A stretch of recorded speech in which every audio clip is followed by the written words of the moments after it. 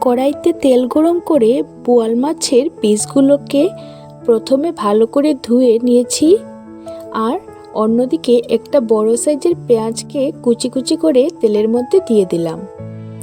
বোয়াল মাছগুলোকে ভালো করে মশলা মাখিয়ে, যেমন হলুদ, লঙ্কা গুঁড়ো, কাঁচা লঙ্কা বাটা এবং নুন দিয়ে ভালো করে মেখে নিয়ে দিয়ে দিলাম তেলের মধ্যে। অল্প খানিকক্ষণ ধরে কম আঁচে সাঁতলে নেব।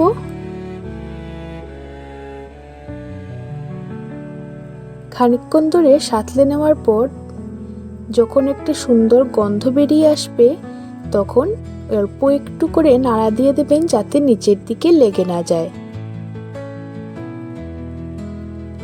শেষের দিকে সর্ষে বাটা জলের সঙ্গে মিশিয়ে তার মধ্যে কয়েকটা কাঁচা লঙ্কা দিয়ে ঝুল দিয়ে দিলাম।